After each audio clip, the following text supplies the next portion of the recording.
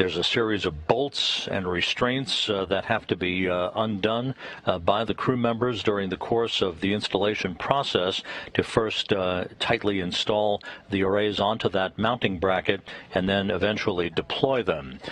In the foreground right now is Space Station Commander Aki Hoshide from the Japan Aerospace Exploration Agency as he watches over Van de Heye and MacArthur prepare Pesquet and Kimbrough for their activities outside of the International Space Station today. The objectives today is to remove the second IROSA or ISS rollout solar array from its flight support equipment and translate it, move it. Pesquet will be hauling it at the end of the station's robotic arm that will be driven by Megan MacArthur over to the Port 6 truss mast canister and install it on a mod kit, as was the case during the first two spacewalks by Pesquet and Kimbrough. They will then prepare for the installation of that solar array on the mast canister and complete its installation and deploy it, unfurl it on the mast canister to complete the second of the series of ISS solar array installations. There will be 4 more solar arrays flown to the International Space Station in pairs, 2 additional pairs to be flown on SpaceX Cargo Dragon missions in the future. The next pair will be installed for the 4A and 3A power channels on the Port 4 and Starboard 4 truss of the International Space Station. The final set or final pair of arrays will be for the 3B and 1A power channels on the Starboard 6 and Starboard 4 solar arrays to complete the power augmentation for the International Space Station. These are not designed to replace what are called the legacy or the older solar arrays on the station, but rather to augment their power capability for the future delivery of science payloads and new modules to be launched to the International Space Station. Okay, and now it's time for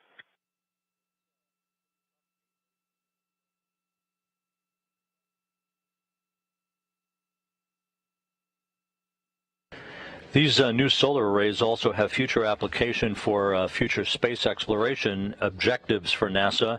The new Gateway program is an outpost that will be launched to orbit the moon, providing vital support for a long-term human return to the lunar surface, as well as serving as a staging point for deep space exploration, a critical component of the Artemis program to return humans to the moon by 2024 and beyond. You can see a comparative graphic here that shows the heritage or legacy solar array wings that currently exist on the International Space Station and their dimension.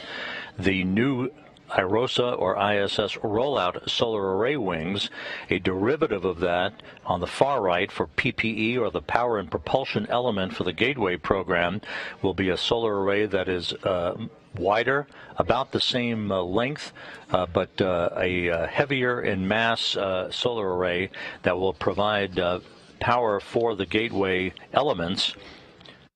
Each of these power and propulsion elements will have 2 rollout solar arrays available. Each of these new solar arrays for the Gateway program will produce about 60 kilowatts of power. The Gateway elements will use this power to move around the moon while performing lunar exploration support capability.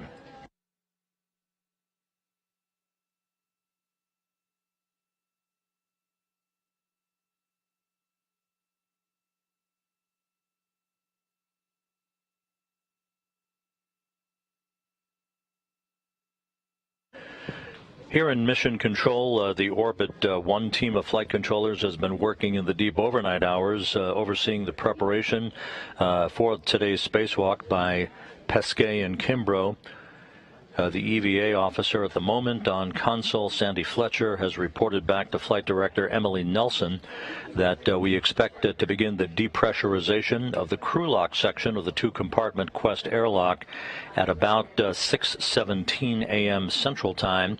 That would put us right on the money, right on the clock, to begin today's spacewalk in the neighborhood of about 7 a.m. Central Time, a spacewalk expected to last 6.5 or so hours in duration to complete the installation of the second of the 2 ISS rollout solar arrays. Make sure you go at the in the timeline right now for us to keep pressing into safer downing.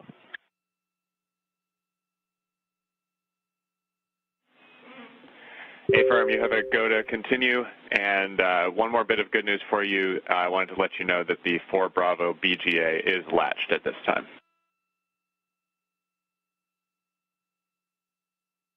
Woohoo, that's great news. Thanks for sharing that with us. Go to continue.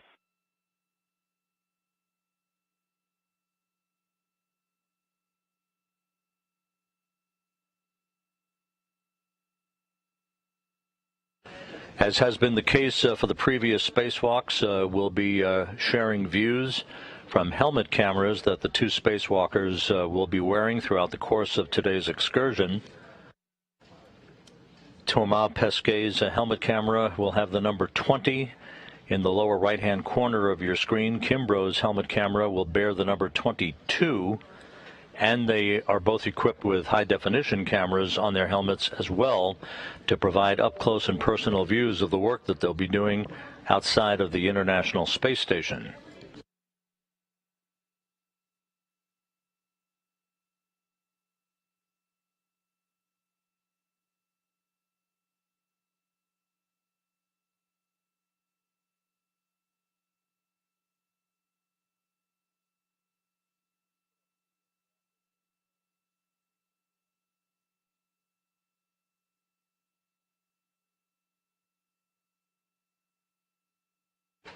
A short time from now, there'll be a handover of flight control teams here in Mission Control.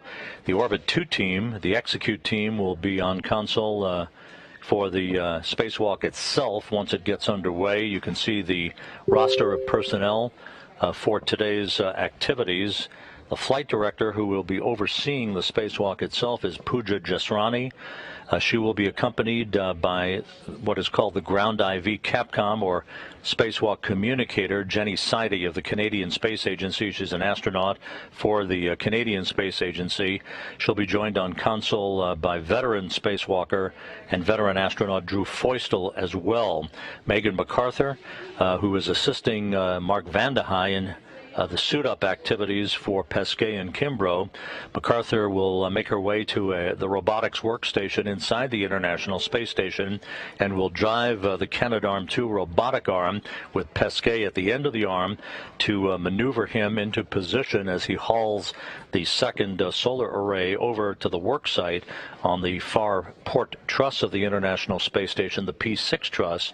This truss segment, this array, is being installed for the 4B power channel on literally the opposite side of the work site where the 2B array was installed and unfurled this past Sunday.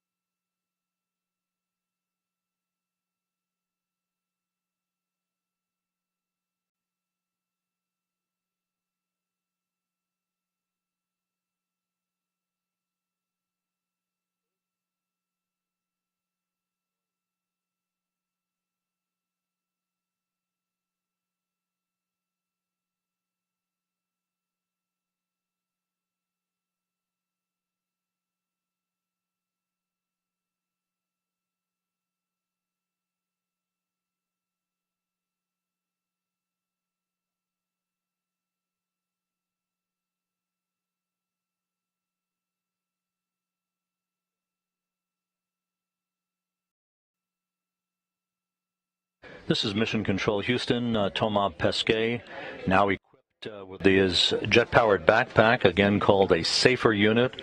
The acronym for Simplified Aid for EVA Rescue has been moved into the outer compartment of the Quest airlock, the crew lock section. The innermost compartment, known as the equipment lock, populated there by Aki Hoshide and Megan MacArthur, about to affix the second of the SAFER units to the extravehicular mobility unit or spacesuit for Shane Kimbrough. All of this activity is the backdrop for another busy week aboard the International Space Station. This coming Tuesday, the Northrop Grumman Cygnus cargo craft, the SS Katherine Johnson, will be unberthed from the Earth-facing port of the Unity module of the International Space Station and maneuvered into position for a ground-controlled robotic release. That all taking place on Tuesday morning, June 29th. Our NASA TV coverage of that activity will begin at 11 a.m. Central Time, noon Eastern Time, for an expected release time of 11:25 a.m. Central, 12:25 p.m. Eastern Time. That will take place just 7 hours before the Russians launch the next unpiloted ISS Progress resupply vehicle, the ISS Progress 78, from the Baikonur Cosmodrome in Kazakhstan aboard a Soyuz 2.1A booster. The Progress loaded with almost 2 tons of food, fuel, and supplies for the International Space Station, to be launched at 6:27 p.m. Central Time on Tuesday, 7:27 p.m. Eastern Time, 4:27 a.m. Baikonur Time on June 30th. Our coverage of the Progress 78 launch out of Baikonur, anchored here at the Johnson Space Center, will begin that evening at 6 p.m. Central Time, 7 p.m. Eastern Time. The Progress to arrive at the International Space Station for a docking on the evening of July 1st, and we'll be providing live coverage of that as well.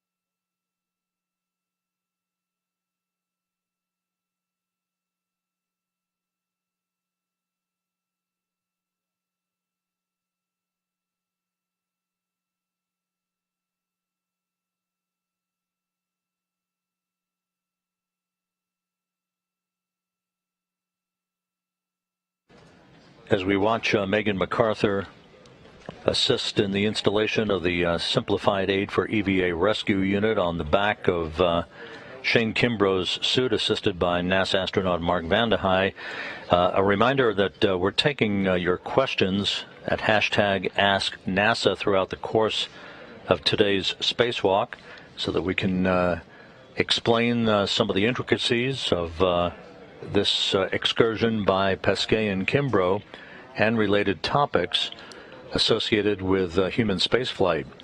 A couple of questions while we have a moment here right off the bat. Many people are asking why the new solar arrays are not symmetrical. In other words, why are they a bit smaller than the legacy or existing solar arrays on the station? The answer is that we're not replacing the old solar arrays, we're simply augmenting their power capability. So the new arrays are only shadowing a portion of the older arrays, so they can provide an additional 20 kilowatts of power to the electrical output currently being generated by the older arrays. There are 8 power channels on the International Space Station.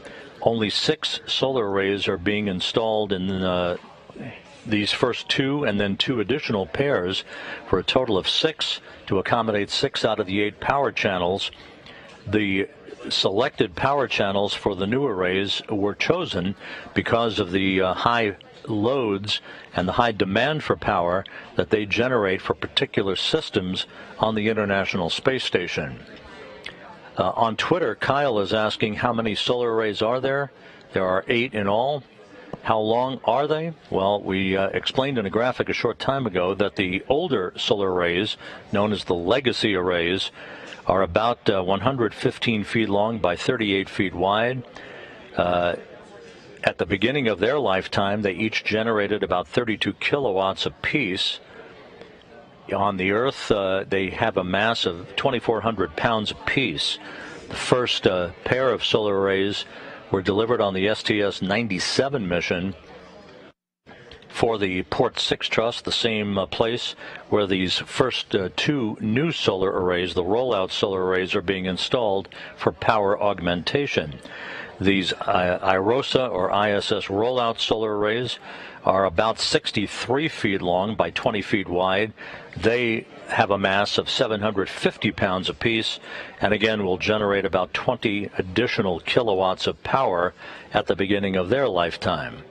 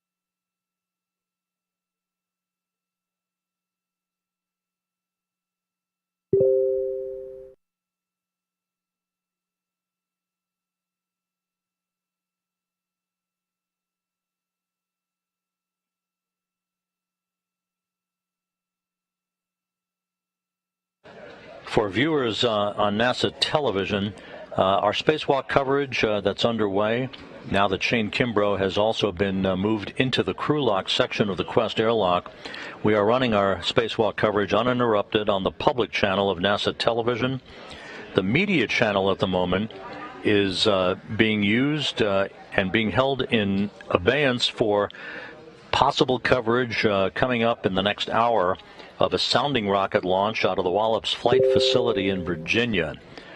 Once that's completed, the spacewalk coverage will also air on the media channel, but for now, the spacewalk activities leading up to an expected start of the spacewalk about an hour from now is on the public channel only.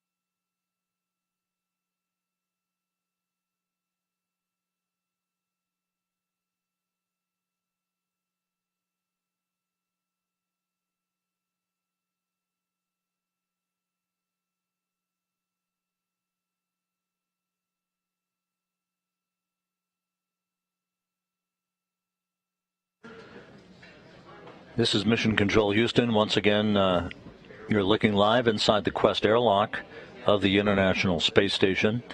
Shane Kimbrough and Thomas Pesquet are inside the crew lock section. Mark Vandehei is also in there helping to position the two spacewalkers for today's excursion outside of Quest to install, unfold, and unfurl the second of the two ISS rollout solar arrays. This one for the 4B power channel on the port 6 truss of the complex. The first of the two arrays installed and unfolded and unfurled this past Sunday for the 2B power channel, as the power augmentation of the station is well underway now. This the second of 6 planned ISS rollout solar arrays to be installed to increase the power capability of the International Space Station.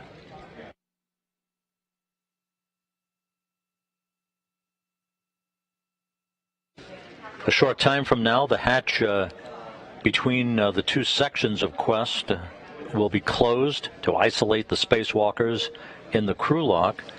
They then will begin the depressurization of the crew lock down to vacuum in a two-step fashion First, from 14.2 pounds per square inch of pressure down to 5 pounds of pressure per square inch. We'll take a pause to do systems and communications checks and leak checks on the two spacewalkers' suits before the depressurization continues down to vacuum. That then will be followed by final communications checks and the opening of the hatch to the Quest airlock.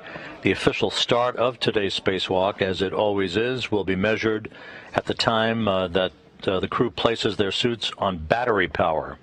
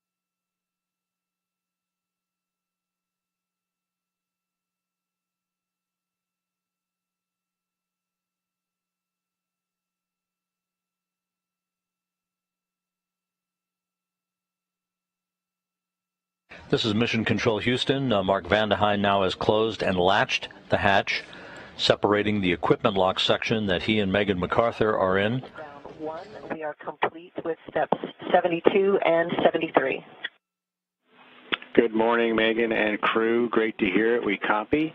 And we'll start putting the comm config into work, so the crew should have a heads up that there'll be hot mics shortly on Space to Ground 1. Okay, Drew, we copy that. Great to hear your voice. Welcome to the Orbit 2 team, and many thanks to the Orbit 1 team for getting us ready. They're still working their way out of the room, but they appreciate that. The Orbit 2 team of flight controllers beginning a handover here in the flight control room here in Mission Control. The voice you just heard was that of veteran astronaut and spacewalker Drew Feustel.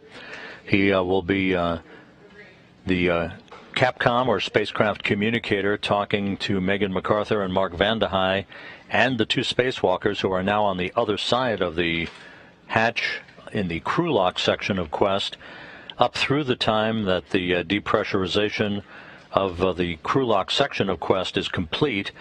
Then communications chores will be handed over to Canadian Space Agency astronaut Jenny Sidey, who will be the voice and the choreographer talking the two spacewalkers through their procedures throughout the course of today's spacewalk.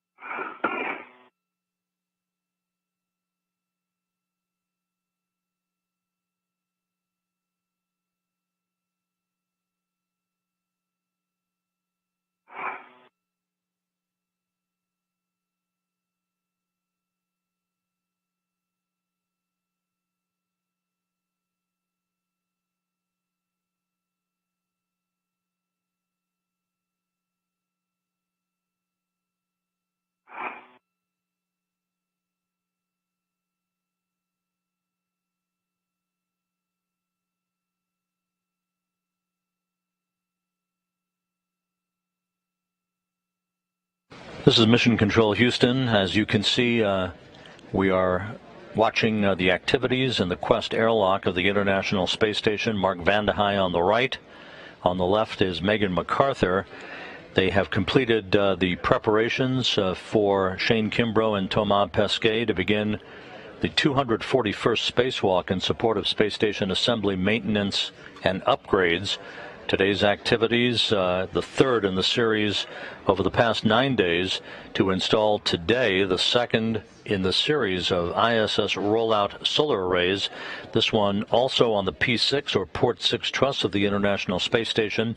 This one for the 4B power channel on the opposite side, to which the 2B channel ISS solar array was installed and unfurled this past Sunday. The two spacewalkers are suited up. They have pre-breathed pure oxygen to cleanse the nitrogen out of their bloodstreams. They've been moved inside the crew lock section of Quest. The hatch, of course, now closed as we stand by for the start of the depressurization of the crew lock about 6.5 minutes from now, taking the crew lock down to vacuum as the precursor to the opening of the outer thermal cover and the outer hatch to Quest, and the initiation of battery power on the two spacesuits for Kimbrough and Pesquet that will start the clock running and the official start of today's excursion. This is the 9th spacewalk for Shane Kimbrough, the 5th for Thomas Pesquet, and the 9th to be conducted out of the International Space Station this year.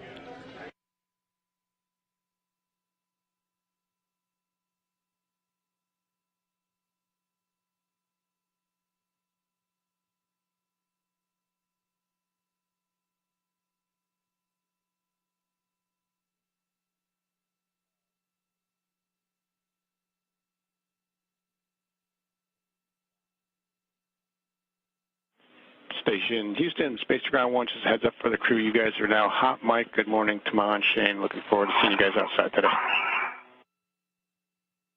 Hey, good morning, Drew. It's good to hear your voice. And they're not out yet, but we heard they're out the door. Congrats on the Orbit 1 team for getting us ready.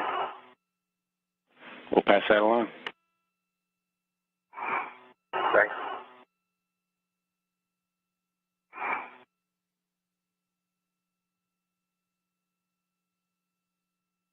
Shane, on the UIA, you can check the depress pump power is off, and the depress pump enable LED is on. Depress pump power is off. Enable LED is on. And Houston, we are standing by for your go for the crew lock depress Q card. Copy. Stand by. We need to get a go around the room, and then we'll be back with you shortly.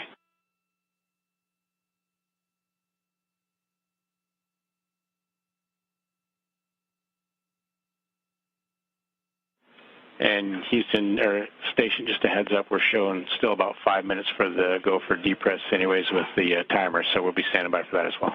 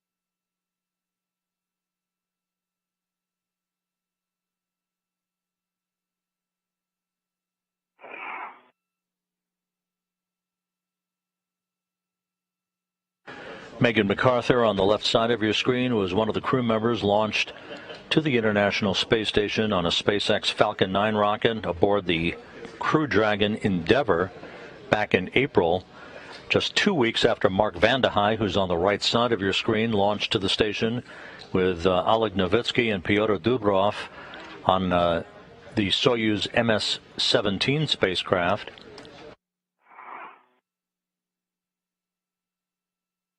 Here's a picture of the entire Expedition 65 crew. From left to right is Dubrov, Shane Kimbrough, Megan MacArthur, Thomas Pesquet, Aki Hoshide, who's the current commander of the complex, Oleg Novitsky, and Mark Vande Hei. Dubrov and Novitsky will be quite busy during the month of July with the impending launch of the new Nyoka multipurpose laboratory module in the offing on July 15th from the Baikonur Cosmodrome in Kazakhstan atop a Khrunichev Proton rocket. It will take 8 days in transit for an automated docking to the Earth-facing port of the Russian segment of the International Space Station currently occupied by the Pirs docking compartment, which has been a docking port and spacewalking airlock for Russian-based spacewalks for the past 20 years. Pirs has now been deactivated and will be undocked via a unpiloted ISS Progress 77 cargo ship that is currently docked to Pirs. The undocking of ISS Progress 77 and Pirs scheduled for July 17th, 2 days after the multipurpose laboratory module is launched out of Baikonur. The Progress will use its engines to deorbit and dispose of itself and Pirs to a fiery demise in the Pacific Ocean. Pirs' lifetime aboard the station has come to an end and is being replaced by the huge multipurpose laboratory module that will serve as a science platform as well as a venue for a European robotic arm and an airlock from which spacewalks can be staged in the future.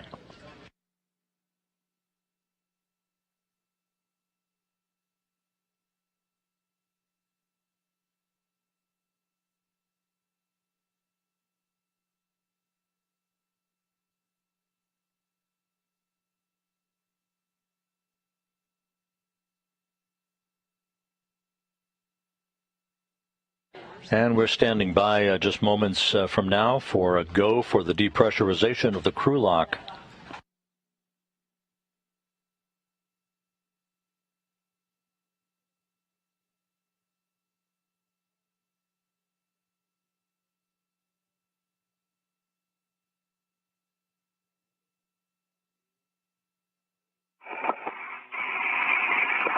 Get the lights on. What? I'm going to put my lights on. It's good for now. At some point, as we move forward to open the hatch, okay. Station Houston, Space to Ground 1, you have a go to start on the crew lock depress cue card at this time. Copy, Drew. That's in work. All right, Shane, on the UIA, switch the depress pump power to on. Depress pump power is on. Okay, wait 10 seconds for complete startup.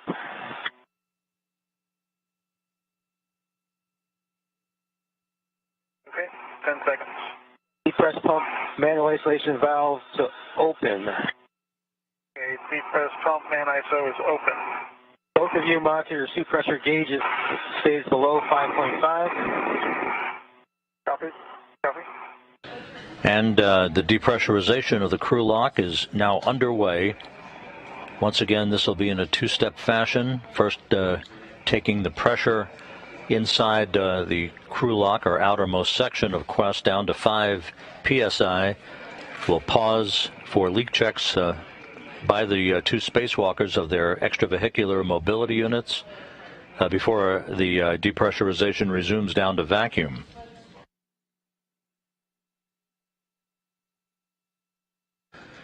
Once again, answering your questions on the hashtag AskNASA. Maggie on Twitter asking, do astronauts always go out on an EVA or spacewalk in a pair? Do they ever go out by themselves? The answer, they're always in a pair. Only one time in human spaceflight history did 3 astronauts go out on a spacewalk. That was on the maiden launch of the shuttle Endeavour on the STS-49 mission, in which Rick Heeb, Tom Akers, and Pierre Thuot went out to perform a manual grab of the Intelsat satellite that encountered a problem with its retrieval for repairs. But typically, astronauts will conduct spacewalks in pairs because of the volume of work that's required and because of the necessity for safety reasons to make sure that a so-called buddy system is in work to allow the 2 spacewalkers to have another crew member out there with them to assist in the unlikely event a problem would occur.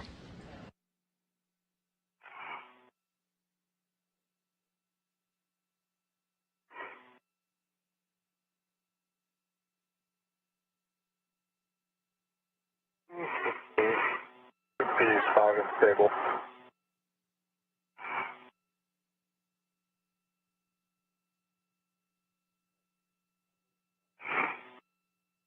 Same for me.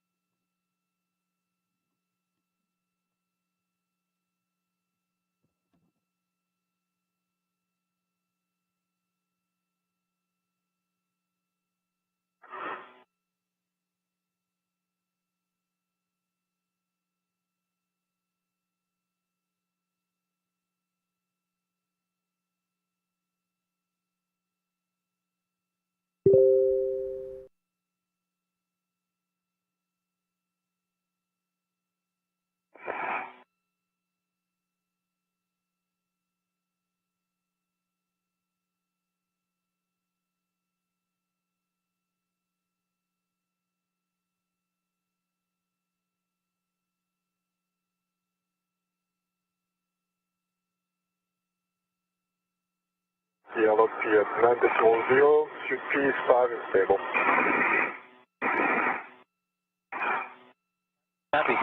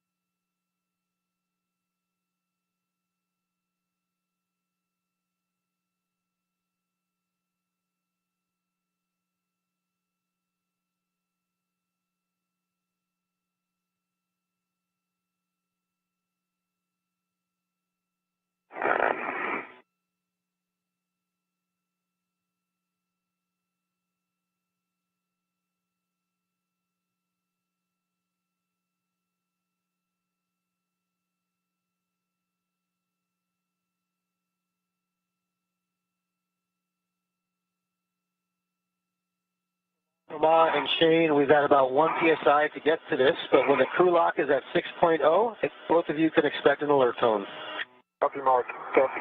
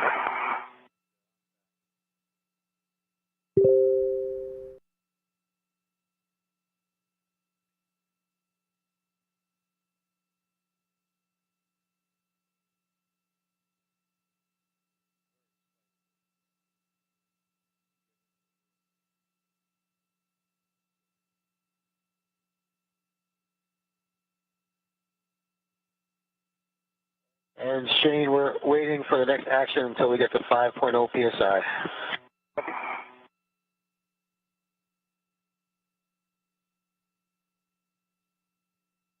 Mark Vande Hei keeping the two spacewalkers on the other side of the hatch up to speed as the depressurization continues down to 5 PSI in the crew lock. And again, at that point, we'll pause to permit systems checks, leak checks of the two spacewalkers' suits to take place before resuming the depressurization of the crew lock down to vacuum.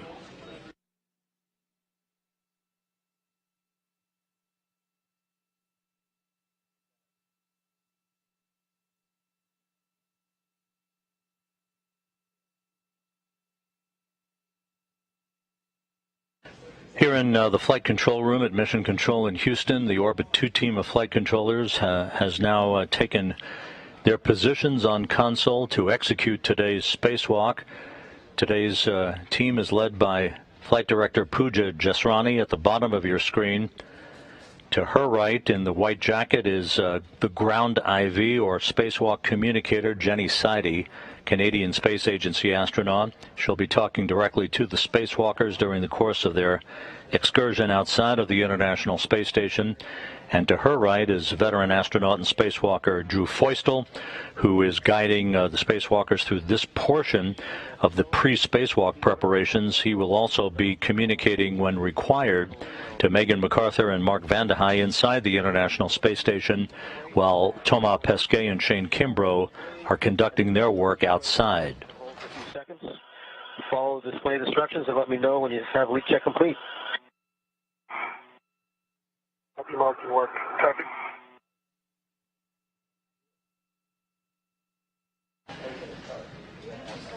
And on console in the back row here in Mission Control is the lead spacewalk officer, Keith Johnson, veteran spacewalk officer who has presided over all of the spacewalks associated with the ISS solar array activity, these rollout solar arrays, and all of the procedures associated with this activity. He will be talking to his backroom engineers as they work their way through the procedures checklists, and when required, make amendments to the timeline through Flight Director Pooja Jesrani.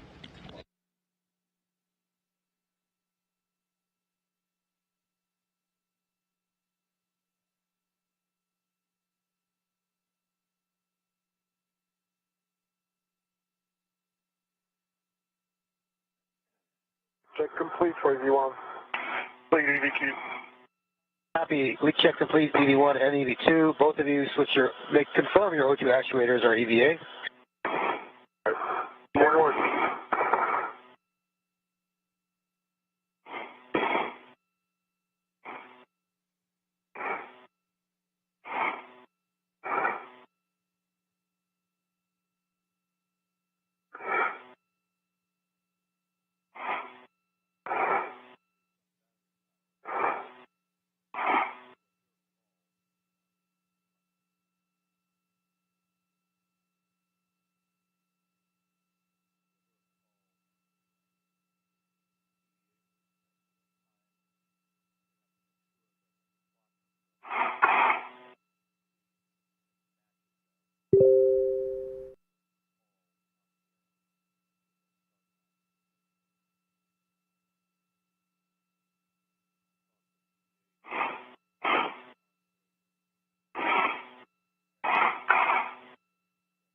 All right, EVA.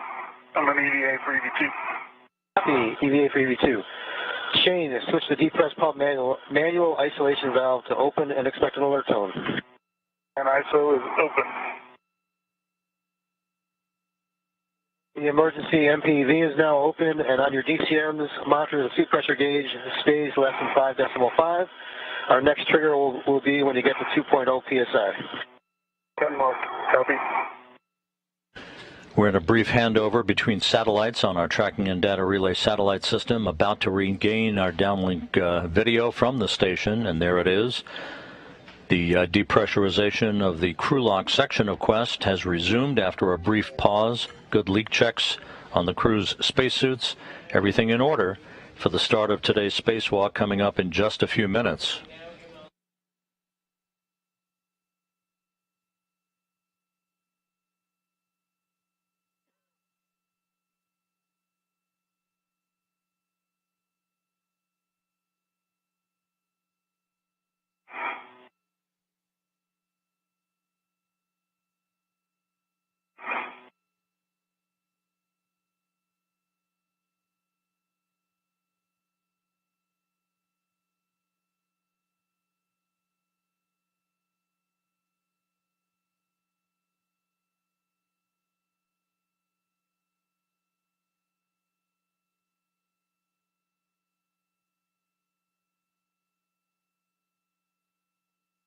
P5 and stable EV1. Copy. P5 for EV2.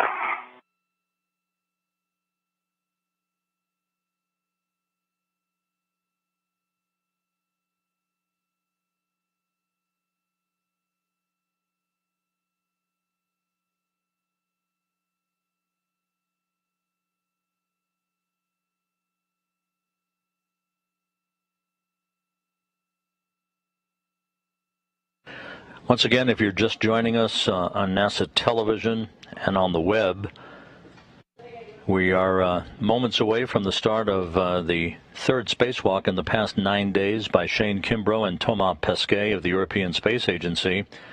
Today's spacewalk to remove from flight support equipment the second of the two ISS rollout solar arrays, brand new solar arrays, designed to augment the power capability of the International Space Station.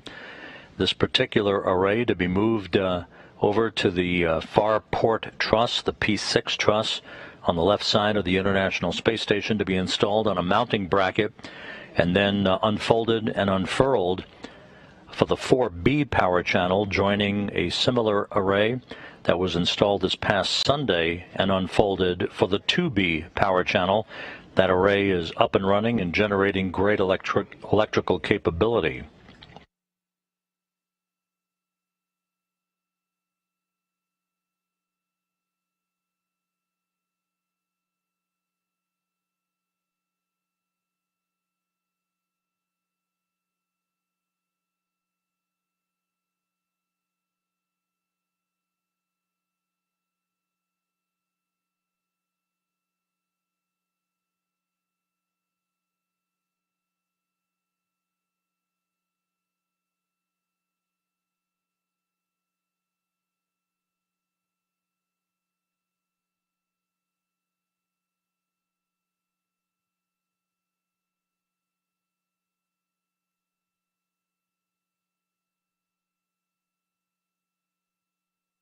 2, Thomas. 2.0 right now. I copied your reading 2.0.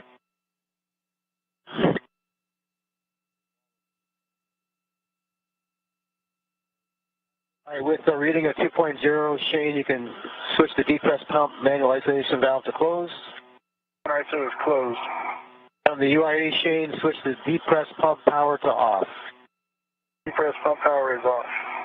Copy off.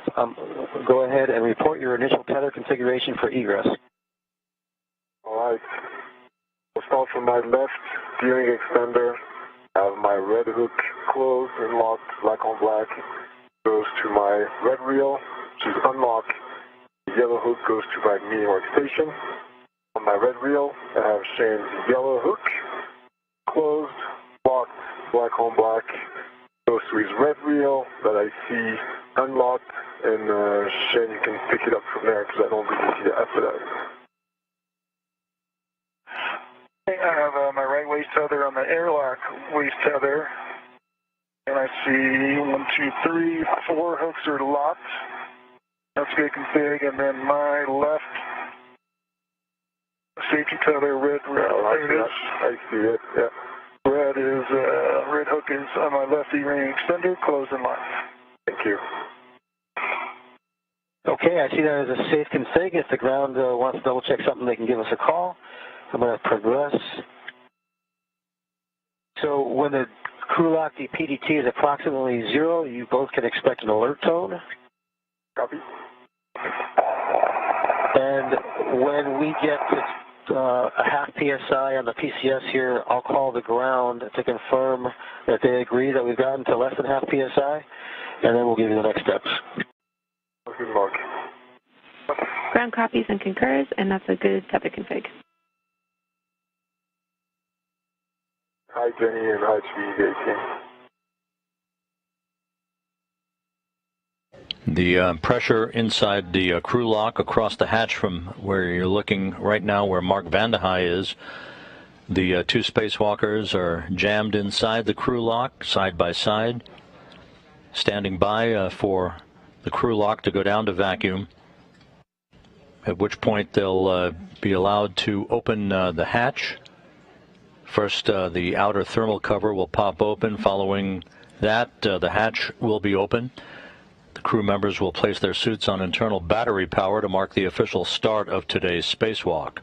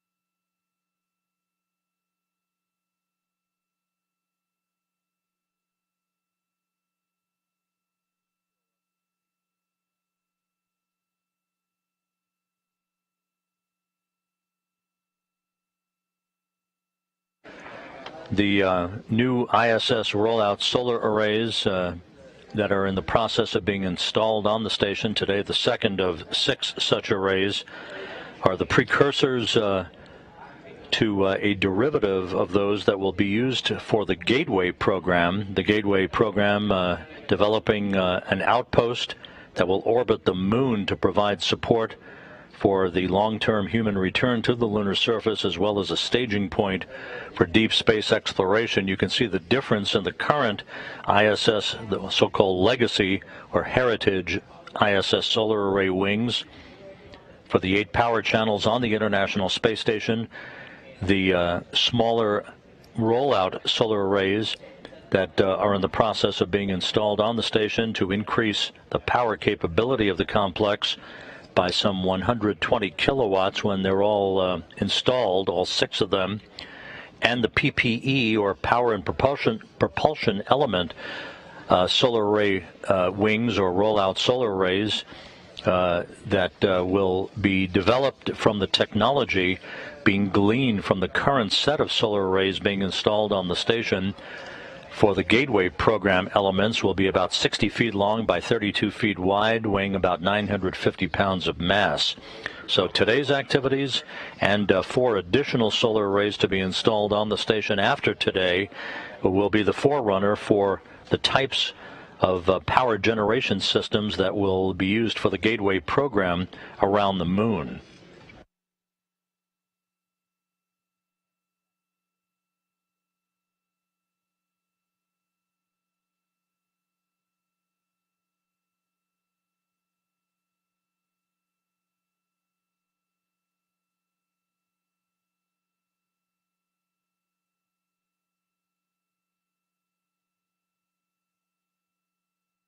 We are approaching 1 pound of pressure per square inch in the crew lock section of Quest. The spacewalking team in mission control reporting 2 good suits for Pesquet and Kimbrough as they stand by for the crew lock to go down to vacuum.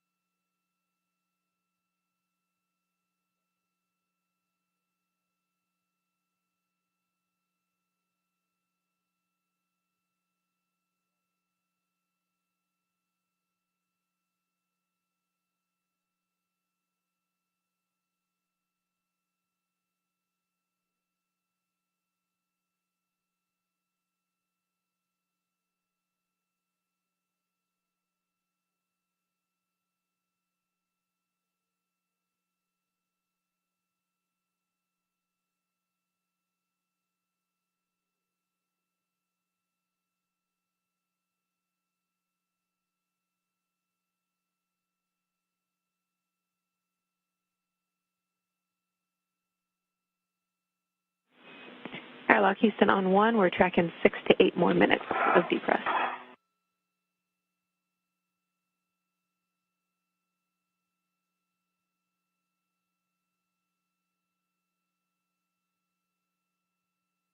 Copy, Jimmy.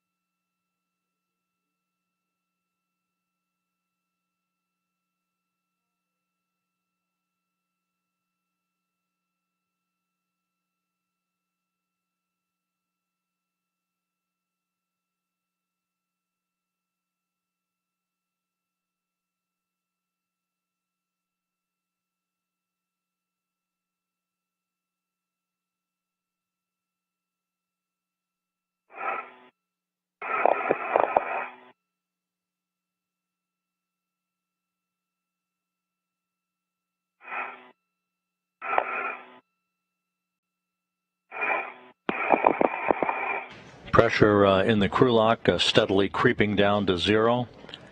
A view through the porthole at the hatchway between the equipment lock and the crew lock. You can see movement by one of the 2 spacewalkers through the window.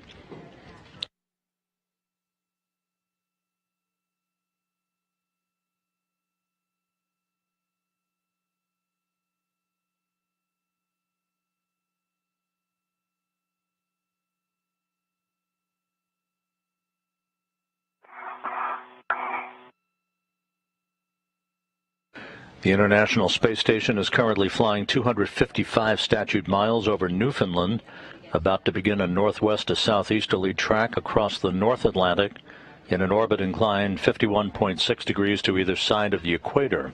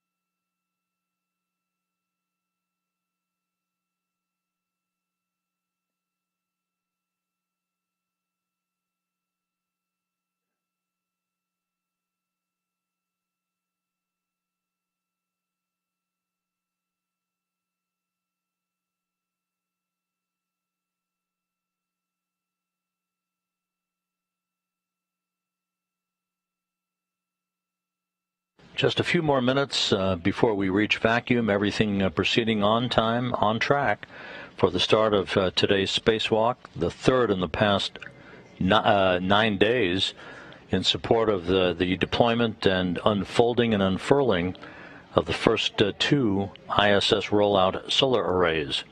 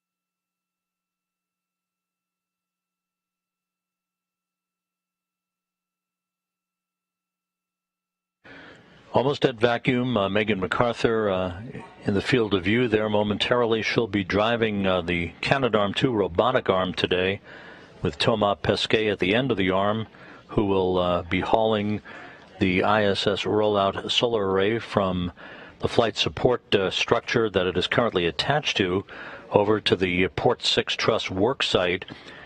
He'll then hand it off to Shane Kimbrough. He'll get out of a foot restraint at the end of the arm and receive a handoff back from Kimbrough of the array as the two work in tandem to install it on a mounting bracket on the so-called mod kit previously installed on a past spacewalk as one of the key moments in today's activities to install and unfurl this second of 6 planned rollout solar arrays.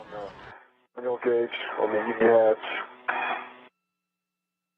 and I'm going to take the hatch to open.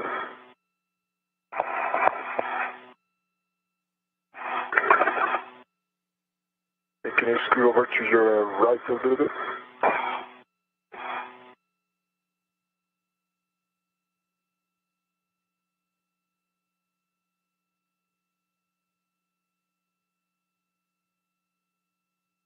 All right, the hatch is unlatched.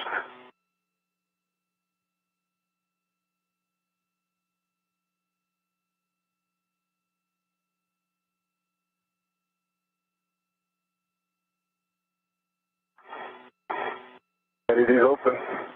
Thanks. Copy, the hatch is open. Is it stowed as well, Thomas? Please open and stowed. With that, I'm turning the emergency MPEV to closed. These lights outside, Shane. Okay, emergency MPEV. The hatch is open to the crew lock section of Quest. Assisting you with today. Good luck. And Jenny, we're looking forward to working with you as well. Over to you. Thank you, Mark and Megan. Well done. I am ready to pick up in post depress. Thomas and Shane, switch power to bat. Stagger your switch throws. Expect warning tones. In bat. ED2 and bat. Copy. Check your display switches functional. Switch is functional EV1. Functional EV2. Copy. Display switch is functional. On the UIA, switch power EV1 and 2 off OFF and check power EV1 and 2 LEDs. All 4 are off OFF. Our EV1 and 2 switches are off. LEDs are off. Disconnect your SCUs from your DCMs. Install your DCM covers and stow your SCUs in their pouches.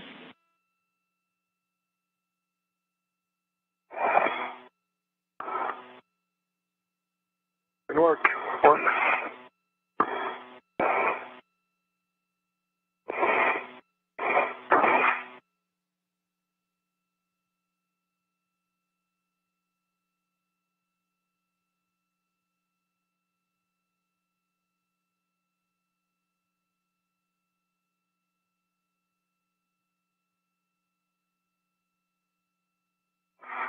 SU still in the cover for EV1. Same for EV2. Copy. Check depress pump man ISO valve closed. Man ISO valve is closed. Temperature control valve max hot.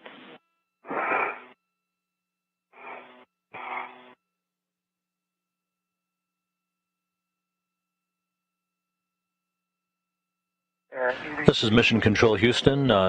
Kimbrough and Pesquet have placed their suits on battery power at 6:52 a.m. Central Time, 7:52 a.m. Eastern Time, marking the start of today's spacewalk, the 241st spacewalk in support of space station assembly, maintenance, and upgrades. Again, our spacewalk now officially underway as Pesquet and Kimbrough have placed their suits on battery power, 6:52 a.m. Central Time, 7:52 a.m. Eastern Time.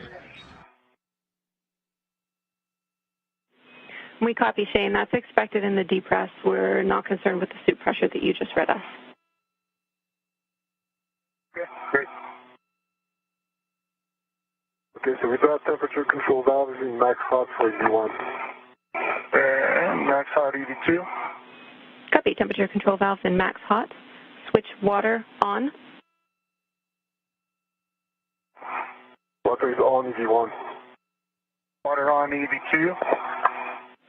Check DCM blank and bite off.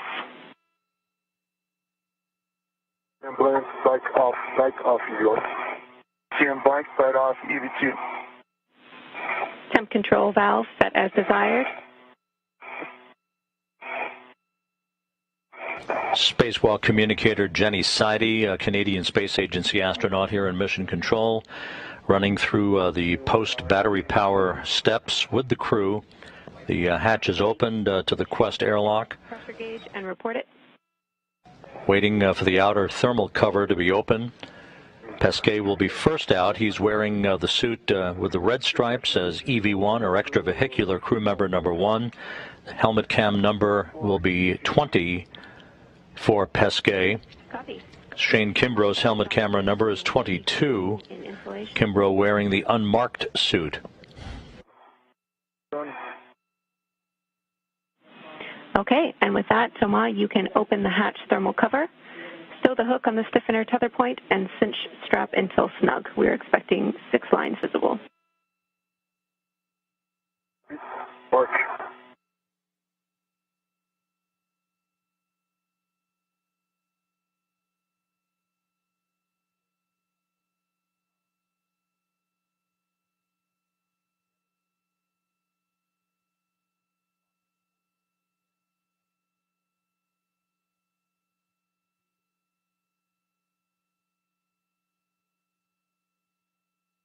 It's cinched, 6 lines, and I'm opening the thermal cover. Copy, 6 lines.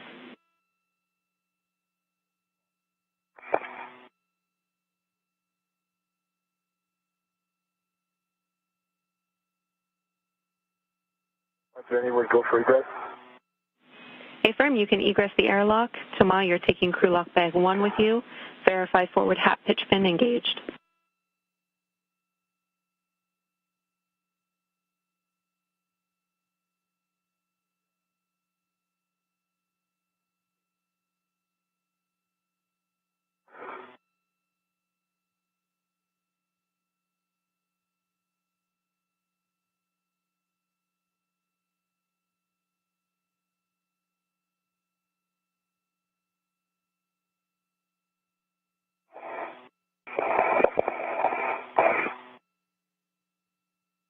All right, so egressing yellow. Get ready for crew load bag 1.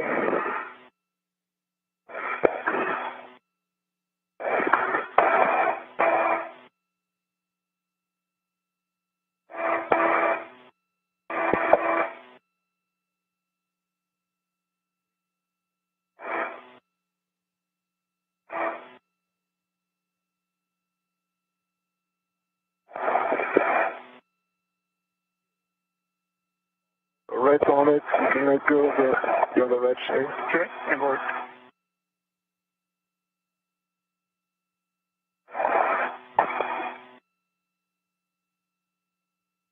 It's done. Good. Our first view of the Quest airlock, about to celebrate the 20th anniversary of its use, having been installed on a mission of the shuttle Atlantis to the International Space Station in July of 2001 on the STS-104 mission. Thomas Pesquet first out, beginning the 5th spacewalk in his career. Hey. Got crew load bag 1 and Jenny, she agree. I'll start checking the last loader getting strap on the 6 feathers. Excuse for flow, so you know, right? Copy, Thomas. You can agree. You can store your crew lock bag on your BRT. We'll also have you turn on your HECA, and then you're correct. You'll move on to inspecting the load alleviating straps on the tethers. So that is done, Jenny, and I'm gonna, my HECA is on. I'm gonna put my green hook on my yellow hook on the green reel. Black on black. You agree? Standby 1, Thomas. Have you turned on your HECA? Yes, Jenny, I've turned on my HECA. Okay, and you inspected both load alleviating straps? Yes, I've reported this. This is done for both, and my green hook is on my, my yellow hook is on my green reel, locked, black on black. Okay, copy. You can attach the forward safety tether green hook to your red reel. Work.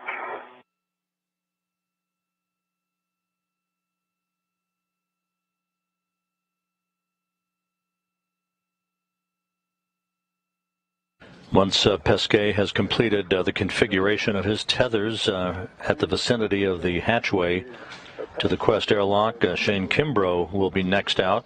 Those reels are unlocked, and the yellow hook is locked. Copy, Thomas. That's a good config. You can attach Shane's yellow hook to the green reel on the aft external D-ring. Yeah, that's the work, Jenny.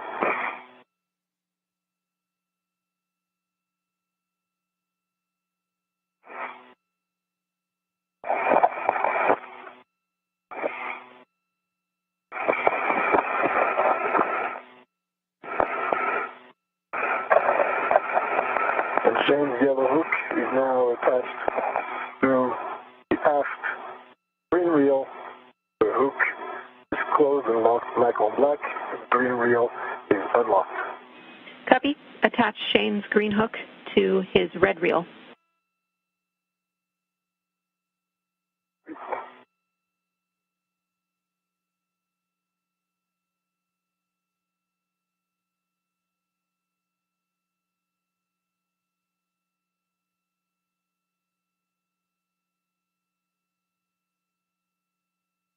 Shane's green hook is now attached to his red reel, and the reel is unlocked. We're tracking a good tether config with good checks, so you can give Shane a go to release his waist tether from the airlock waist tether and egress the airlock. Okay. And Shane, I'll go to egress the airlock. Now you're in a good config. Okay, waist tether is released. My hacker is on. I'll start coming out. Copy, Shane. Crew lock back 2 on my ret. Copy.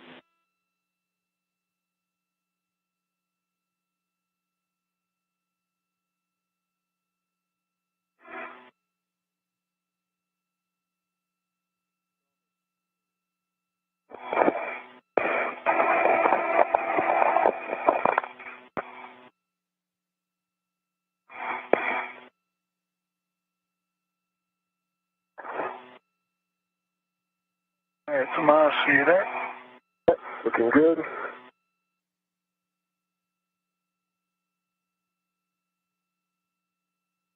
Get out of your way.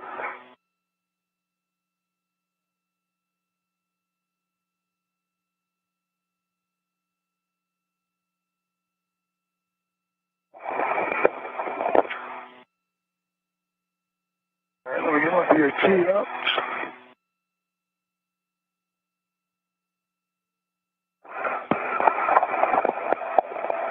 Close-up view of Thomas Pesquet on the left, Shane Kimbrough emerging from the Quest airlock on your right, the International Space Station flying 255 miles over Chad in Central Africa, moving from northwest to southeast.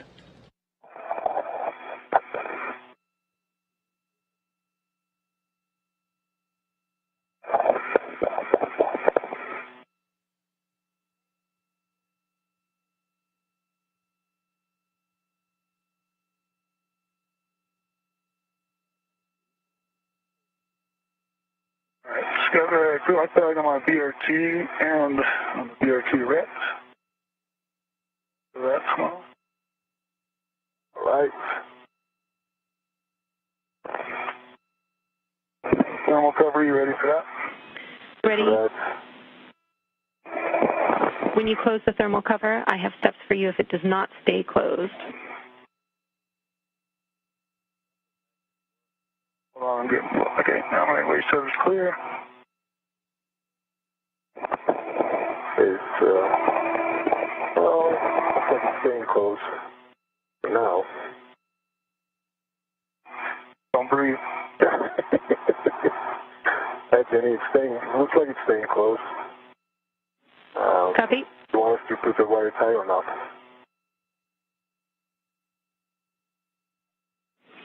To be safe, we are going to put the wire tie on anyway. So the wire tie, which you pre-staged, you can loop around the thermal cover soft goods handle. And keep in mind, we don't have helmet cams until we do our buddy checks.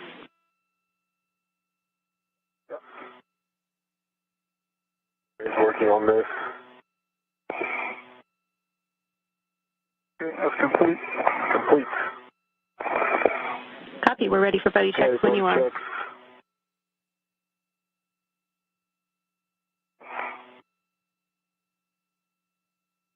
Shane, I see you have 2 green LEDs.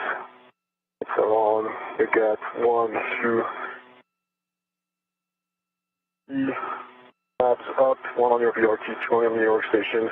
Your 2 safer handles are down, and your tether is in a good config. You get your bag on your VRT. The red. Good. Okay, Tomas, I see you have 2 green LEDs. Your lights are on. Your BRT tab is up. 1, 2, my new workstation tabs are up. Left safer handle's down. I can't see your right one.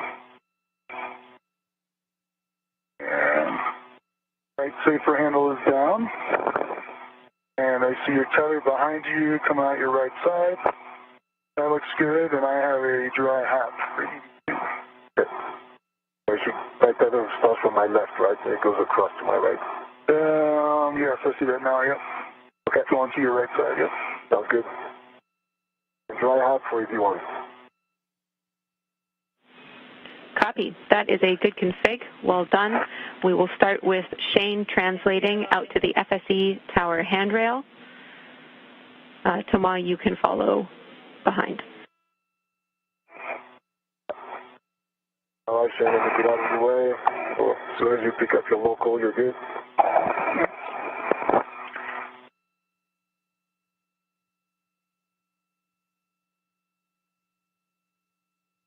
All right, come on. See you out there. See you out there. And looks like it's gonna... Having conducted initial so-called buddy checks, making sure each other's suits are in the right configuration, Pesquet and Kimbrough now have completed the first phase of their post-egress activities. Pesquet about to make his way now over to the flight support equipment that houses the second of the ISS rollout solar arrays. He will be joined at the Port 6 work site by Shane Kimbrough a short time from now. The first order of business for Pesquet will be to use a pistol grip tool to release 2 bolts, boom end launch restraint bolts, in the first phase of ongoing activity that will ultimately result in the release of the array from its flight support equipment. That flight support equipment will be robotically transferred back to the trunk of the SpaceX cargo Dragon vehicle to be later disposed of. SpaceX, that cargo vehicle to be undocked from the International Space Station on July 6th for an entry and splashdown in the Atlantic Ocean on July 7th, returning scientific payloads and other cargo from the station. Before splashdown, the trunk of Dragon will be jettisoned, and along with it, the flight support equipment that carried up these first 2 solar arrays. No sudden movements, quick stops, quick grabs on the FSE. Wait until FSE motion dampens out before imparting any loads. While working on the FSE, you must not simultaneously impart loads, and do not contact by rows of blankets. These solar cells are fragile. We copy all journey, no touch, recovery couplings, drop of fixture, bus cable, gentle on the FSE. CP2 copies. Affirm.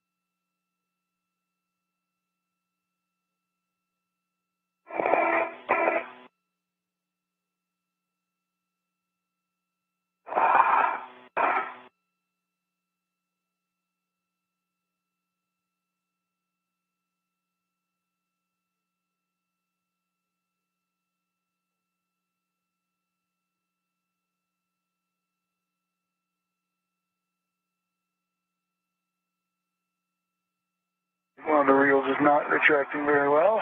Yeah. So like one of mine. Yeah, you're getting close to the end. Yeah. Of the tether. You stop here and do it, or wait till we get up there? Well, you're right there, you know it? I'm just going to stop here. Yeah. Makes sense. Yeah. Ground copies.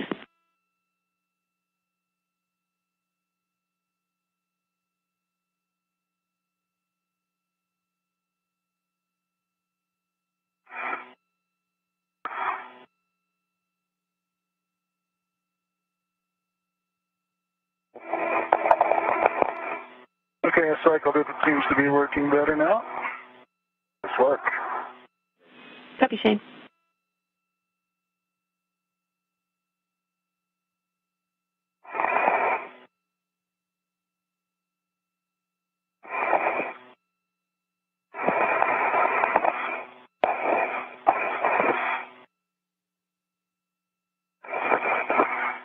Okay, I see EV1's anchor hook closed and locked. EV2's closed and locked, and EV2's is on 52, I think, is the last two. That's a good number. EV1's is on 51. Okay, copy. That's a good config. That's how I'm going to head out. Concur. Shane, you can continue translating. You're translating outboard to P6, and it's Thomas who's translating to the FSC tower handrail. Yep, copy. So I'll keep an eye on Pesquet and Kimbrough now making their way to their respective work sites. Pesquet to the flight support equipment housing the second of the first two ISS rollout solar arrays. Kimbrough making his way to the far port truss side of the International Space Station to await Pesquet's arrival with that array. The International Space Station about to cross the southeastern coast of Africa, moving to the south of Madagascar and over the Indian Ocean. We are in a handover between satellites on our tracking and data relay satellite system. We'll regain our downlink capability from the station momentarily.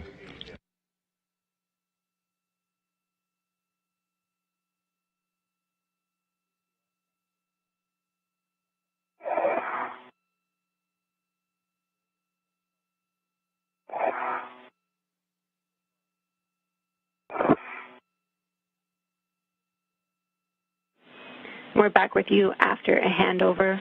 Shane, I have warnings and cautions for you when ready.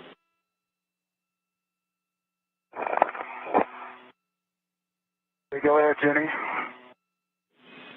Sharp edge hazards on the MT rail attachment lug near the 2 Bravo IEA inboard radiator corner, and the pit pins on the ticker and the sticker do not meet EVA kick loads. As you continue to translate outboard, avoid contact with the deployed and stowed radiators, and the battery adapter plate cables on the IEA are a potential snag.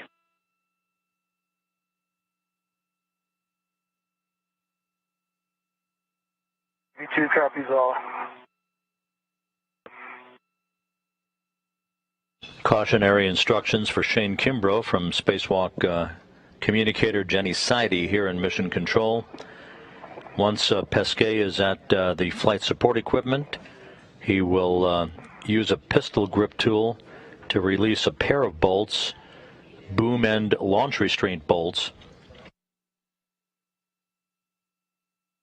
The first in a series of such usage of the pistol grip tool throughout the course of the spacewalk that will free up the array and enable Pesquet to transport it while affixed to a foot restraint at the end of the Canadarm2 robotic arm. He will be driven to the worksite to join Kimbrough. The robotics operator inside the station today is NASA astronaut Megan MacArthur. Copy. You can continue to translate outboard to P6. I have a green hook handrail number when you're ready.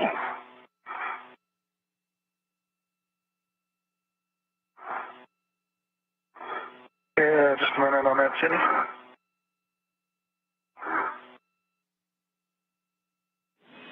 You're looking for handrail 5388, Shane. Okay, copy.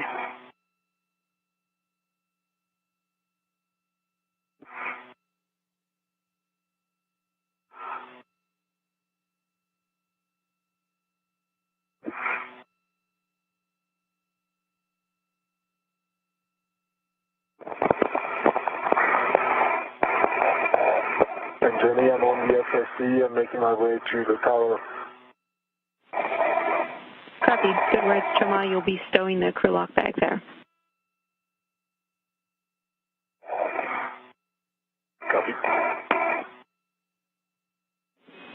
A good view of the second of the ISS rollout solar arrays. There will be 6 such arrays attached and unfurled at the International Space Station on the port and starboard trusses of the station for 6 of the 8 power channels of the complex. The 6 power channels to be augmented with 20 kilowatts of power from each array, specifically selected because of the power demand for various systems that run on those 6 power channels.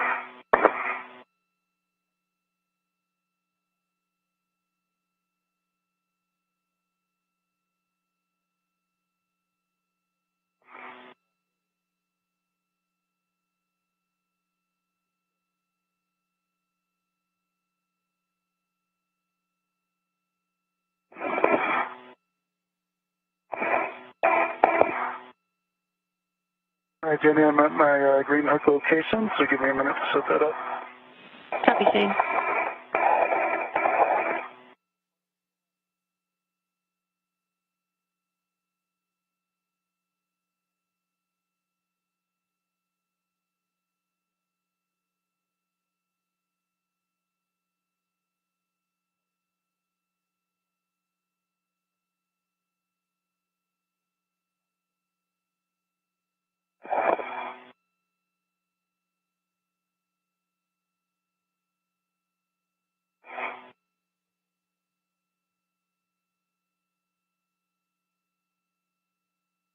Okay, green hook on 5388.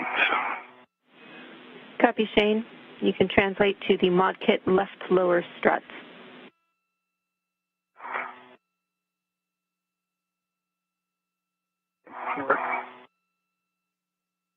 Shane Kimbrough, just about at the work site at the Port 6 truss of the station, at the mounting bracket or so-called mod kit previously installed on a past EVA. He'll be stowing a crew lock bag with various equipment and tools that he and Pesquet will be using for the installation of the ISS rollout solar array at the opposite side of the truss to which the 2B rollout solar array was installed this past Sunday.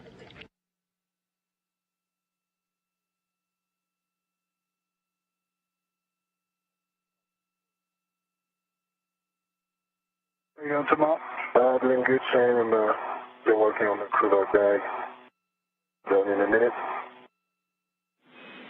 Shane, I have a caution for you when ready.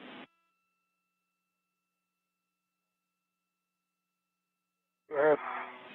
No sudden movements on the mass canister or mod kit. Translate slowly and avoid cyclic loading.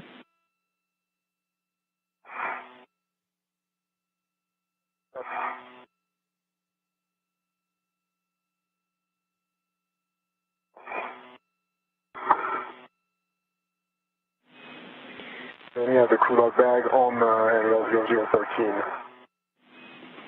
Copy. That's a good config, Thomas. Next, we'll be releasing R1 and R2, so you can translate to the zenith boom end of IROSA. R1 and R2 on the zenith side.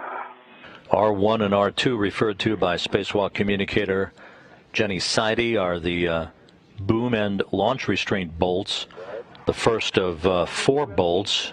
There will be 2 additional bolts for the outer deployment restraints on the IROSA or ISS rollout solar array. A good shot of Pesquet from a truss camera on the station as he begins work with a pistol grip tool to free up the array that he will transport over to the far port end of the truss or backbone of the station to hand off to Shane Kimbrough in this choreography that is expected to result in the installation of the array on the mounting bracket or mod kit for the 4B power channel of the Port 6 truss of the International Space Station that will be then unfolded and unfurled to its full length of about 63 feet.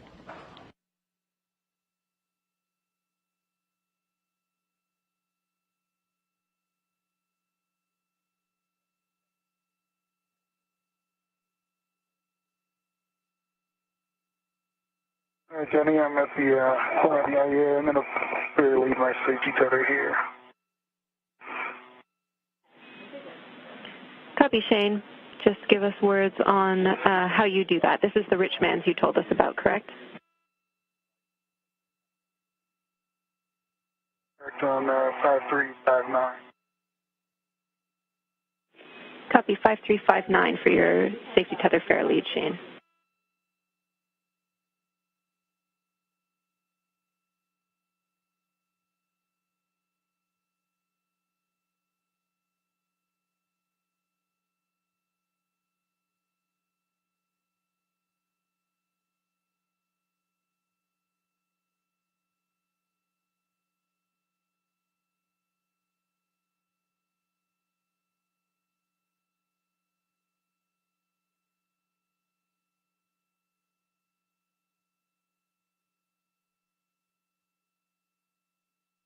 Jenny, I'm in position to drive R1 and R2.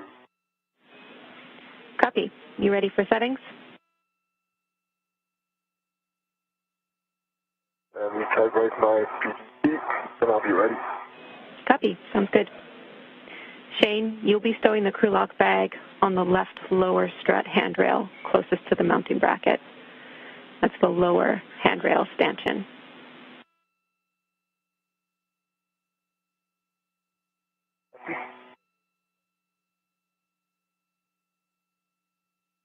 My spare lead is in. Copy, Shane. Jenny, I'm ready for PG settings. Alpha 4, counter 2.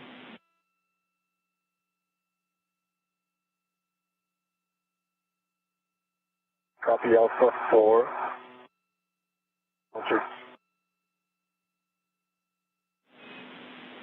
Good read back. Again, counter 2. You will be releasing R1 and R2 10 to 13 turns each. The bolts will spring out when fully released, and it's about 3 minutes until our first eclipse.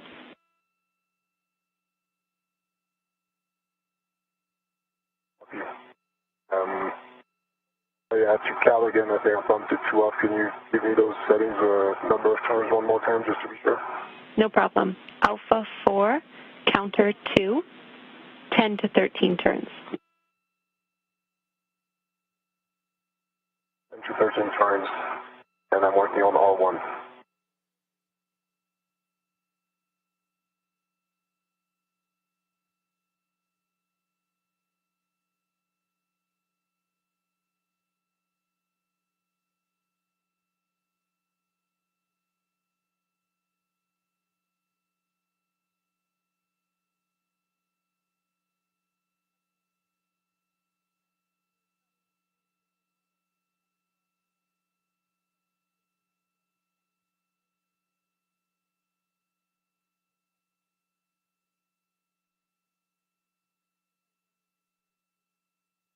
Jenny, I have 12 turns, and the bolt is popped out.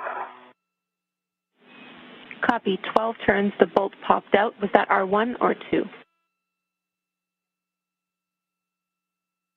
R1. Pesquet using a pistol grip tool at the 34-minute mark into today's spacewalk by Pesquet and Kimbrough. Pesquet with the red stripes as EV1, or extravehicular crew member number 1, using this device to release a pair of bolts, the first of a series of bolts that will free up the roll-out solar array so it can be removed from its flight support equipment, to be transported by Pesquet at the end of the station's robotic arm over to join Shane Kimbrough, who is now at the port 6 or far port truss at the end of the backbone of the station on the left side of the station. The scoop will be facing inboard.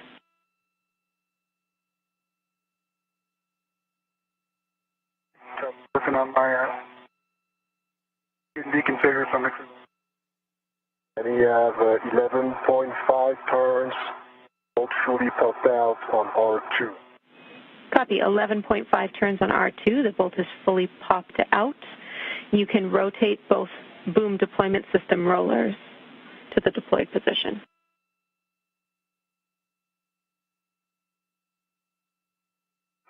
It works.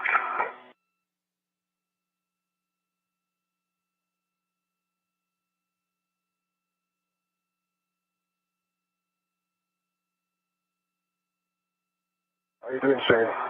Good. I'm setting up, getting the scoop out right now. Set up.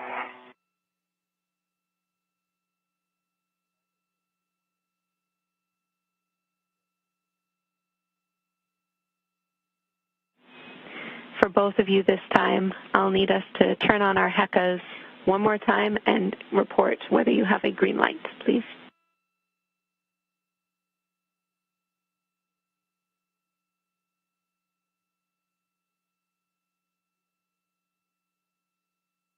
Is on, green light.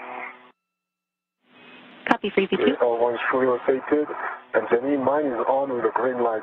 On and off and on. Affirm, Thomas, let's cycle it.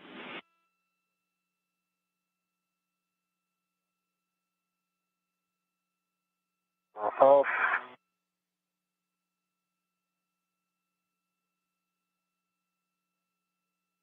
And he's back on with a green LED.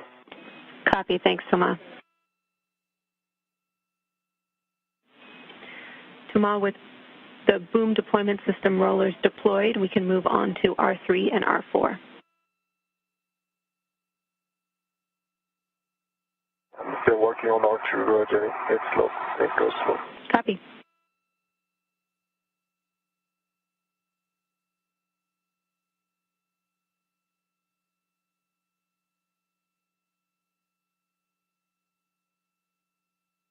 Jenny, the installed still attached to the conductor. Copy, Shane. You cut out a bit there. I understand the scoop is installed and it's still attached to the crew lock bag.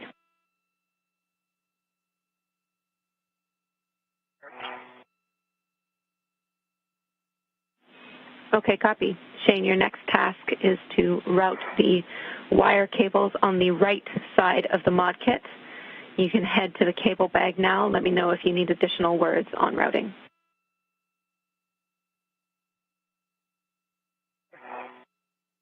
Right side cables.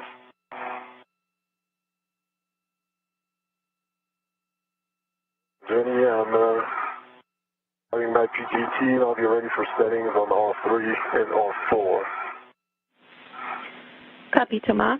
As a reminder, I will start with R4. You're going to start with R4, understood, and these are the bolts. As a reminder that we will be releasing 245 turns. So we'll verify the PGT turn count is 0. Restraint bolts.